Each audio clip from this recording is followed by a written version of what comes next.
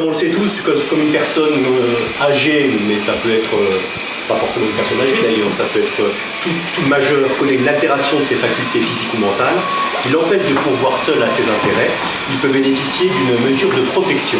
Il peut s'agir d'une mesure de protection judiciaire, mais également d'un mandat de protection future si l'altération a pu être suffisamment anticipée, ou encore du tout nouveau dispositif d'habilitation familiale.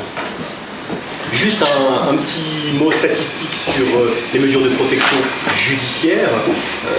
Au niveau national, en 2016, c'est 197 000 demandes relatives à la protection juridique qui ont été déposées au juge des tutelles au niveau national, et plus de 77 000 décisions de placement sous protection juridique prononcées. Sur ce quantum, il y en a un peu plus de 50% qui sont des tutelles, un peu moins de 50% qui sont des curatelles. Je vais laisser nos intervenants les exposer un petit peu plus avant. Nous avons aujourd'hui pour en parler une avocate, en la personne de Mme le bâtonnier Rolfo, un juge des tutelles en la personne de M. Gracia, le juge des tutelles du tribunal de grande instance de Tarbes, et une mandataire juridique à la protection judiciaire, à la protection des majeurs en la personne de Mme Dumas. Je vous laisse la parole. Merci. Voilà, merci Monsieur le Président. Juste un petit mot, donc Monsieur le Président est aussi président du CDAD, du Conseil départemental d'accès au droit, et nous avons travaillé dans le cadre de l'accès au droit avec la Maya pour organiser cette table ronde. Donc en fait, on est parti de situations que vous rencontrez tous, que Madame Sénac va vous exposer, et ensuite nous donnerons la parole à Monsieur Gracia, qui va essayer de répondre certainement d'un point de vue du juge. Voilà. Essayez comme vous voulez. Voilà. Ce sont des situations fictives, hein. Ce ne sont pas nominatives, ce ne sont pas des personnes que nous accompagnons, mais qui quand même reprennent en gros les problématiques que vous rencontrez au quotidien.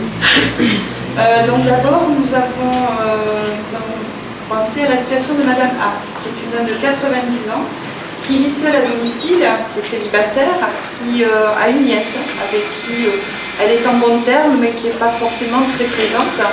Cette petite dame est propriétaire de son appartement. Alors elle a une autonomie conservée, c'est une dame qui est très joviale, qui est très avenante. Elle est tellement avenante que finalement, sa voisine est tellement sympathique qu'elle lui a fait un don de bijoux de grande valeur. La voisine ne sait pas forcément finalement quoi faire de ces bijoux si elle a le droit effectivement d'accepter ce don. Elle est très confiante aussi envers l'entourage professionnel puisqu'interviennent des aides à domicile à qui elle confie facilement sa carte bancaire et qui vont retirer de l'argent avec son numéro de carte bancaire. Sauf qu'on s'est aperçu qu'elle présentait quand même quelques petits troubles finalement, sans poser des diagnostics, et donc finalement dans la gestion administrative et financière, il y avait besoin d'un accompagnement, et dans un premier temps l'accompagnement d'une coordinatrice du CLIC. Donc coordinatrice du CLIC s'est rendue à son domicile, a vu que cette dame avait d'énormes difficultés dans la gestion administrative notamment, et s'est demandé si finalement une mesure de protection devait être mise en place. Cette coordinatrice CLIC finalement se pose quand même des questions, parce que la dernière fois qu'elle a fait une mesure de protection pour une autre personne, il s'est trouvé qu'elle n'a pas abouti, puisque à 2 reprises le médecin expert s'est présenté au domicile et a retrouvé porte fermée. Donc effectivement dans ce cas-là, n'aboutit pas. Donc la question est, faut-il proposer une mesure de protection à cette personne qui n'a pas forcément de troubles importants, et sur quels critères? Je vais passer à la deuxième situation. Donc situation numéro 2, Madame B, 88 ans, qui vit seule à domicile, qui est veuve, 3 enfants, elle-même propriétaire. Elle a une altération de sa capacité décisionnelle, donc avec une perte d'autonomie.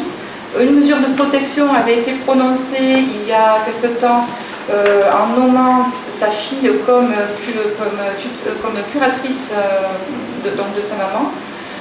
Il y a des aides à domicile, mais le plan d'aide qui a été mis en place est souvent mis en échec par la fille, qui refuse finalement que sa mère se rende à l'accueil de jour, qui annule en tout cas les interventions, des aides à domicile. Donc voilà, plusieurs refus. Cette personne a une dégradation de son état de santé qui nécessite des hospitalisations qui sont aussi refusées par la fille.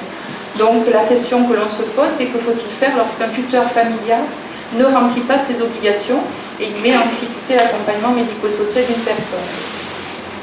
La troisième situation, c'est Monsieur C. Alors lui, à 82 ans, il vit en EHPAD, il est marié, a un fils, mais il a perdu totalement sa capacité décisionnelle et fonctionnelle. Donc on peut le classer pour ceux qui sont pour les professionnels qui connaissent, c'est un chirurgien, donc plus aucune capacité.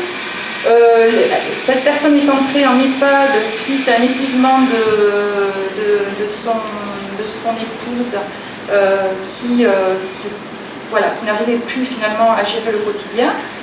Au bout d'un an d'institution, il y a des difficultés pour financer cette EHPAD. Une proposition de l'aide sociale pour bénéficier de l'aide sociale a été faite, qui a été refusée par le fils. Donc là, on est face à un retour à domicile qui est souhaité par le fils, puisqu'il n'y a plus de difficultés financières, qui n'est pas forcément accepté par l'aidant, parce qu'effectivement, il se retrouvera très rapidement en épuisement. Donc on se pose la question de quelle est la volonté, est-ce que la volonté finalement de la personne a été entendue, même si elle n'est pas en capacité décisionnelle, mais elle n'est pas sous protection. Est-ce que la volonté du fils prévaut sur les recommandations de l'équipe soignante qui, elle, voit un réel danger à un retour à domicile, et qu'est-ce qui pourrait être décidé et sur quels critères. Voilà les trois situations que je vous propose pour alimenter la discussion autour des mesures de protection.